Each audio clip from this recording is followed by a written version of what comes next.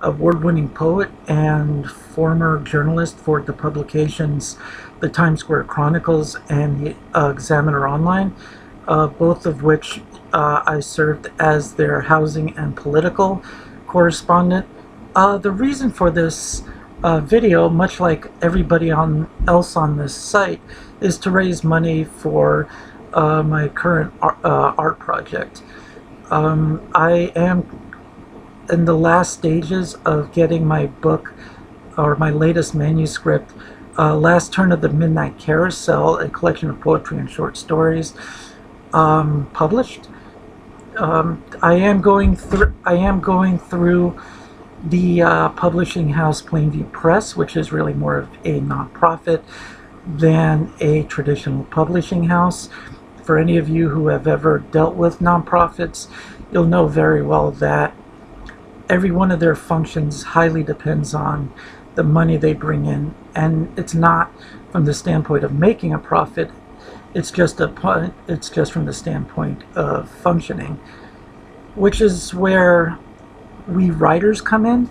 The cost of going this route for us writers is $1,800, which is a pretty small sum for the art world in most of its facets, and that's where you guys come in. I don't have $1,800. I am the classic sense of the poor artist. I don't have any grants. I'm not being sponsored by anybody, and that's why I need your help. For those who want to give $20 and above, or who are willing to give $20 or above, you can get a copy of the book when it comes out. Just leave me a message and I will send it right out to you. Again, that's for $20 or more. For those who contribute $10, I'll keep you updated on my website about what's going on, different events that I'm involved with, and everything under that. You get the pleasure of knowing that you helped a true independent artist, and I think that should be an award in and of itself. I should point out that I've already have published my third book through Plainview Press, called The News Factory. You could see an image of it here, it's covered. Will be wondering, okay, fine, Matt, well, how do I know I'll even like your work? Well, here's a few examples of what I do, and yeah, if you like it, please contribute. And thank you.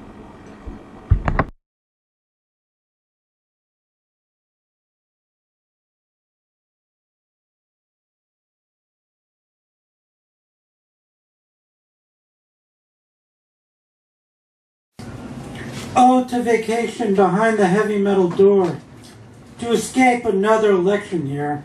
All news is stopped at the door by the guards who forever sit in the same place, waiting, always waiting, to retrieve all banned goods and outside time.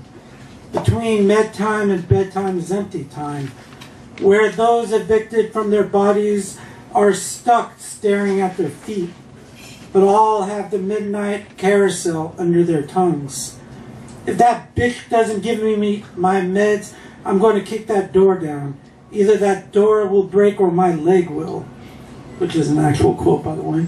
The one mercy in this sexless hotel, memories fall away.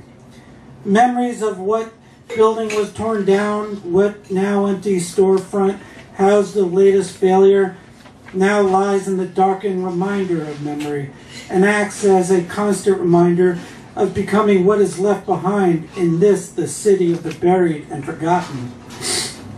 In their place, every mind is fixed with retread, with no memories at all. But retread always falls off and litter the roads before we re-enter the antiseptic air. Only letters are allowed past the guards. I can't remember the last time I received a letter. It's all emails and telephone calls these days. Perhaps this is how I lost my sense of anticipation. When was the last time I sent a letter?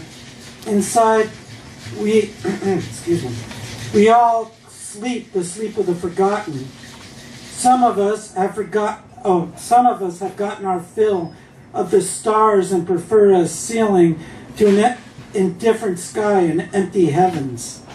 All others from these ranks who never return have wandered beyond the light of day into the trainless subway tunnels and into the fold of the disconnected brotherhood, sisterhood of the mole people.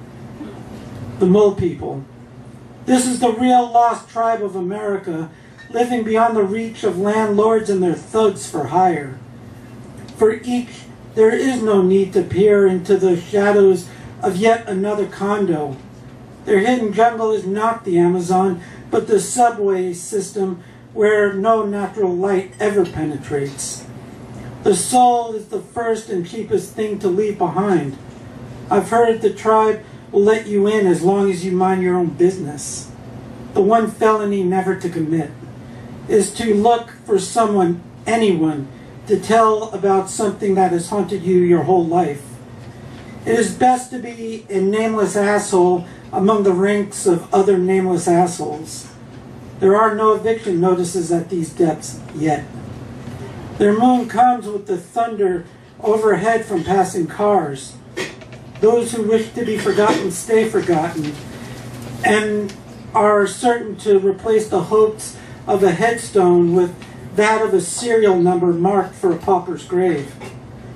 This is the wish of the shut-in, to die nameless in the SROs or overpriced one-bedroom pad in Washington Heights. Hiding from who?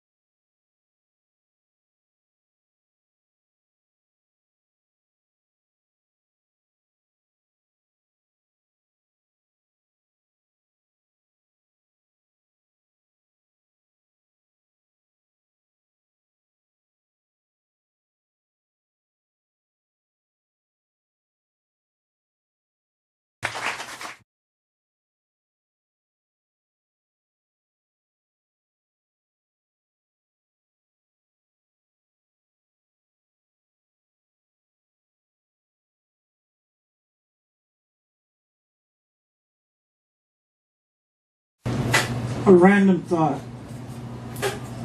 The nameless roll by with dirty faces looking for money to fold and have replaced their headstones with, with serial numbers, while their comrades in arms sleep the sleep of the forgotten in subway cars. They exude the yellow smell of the truly sick. God is never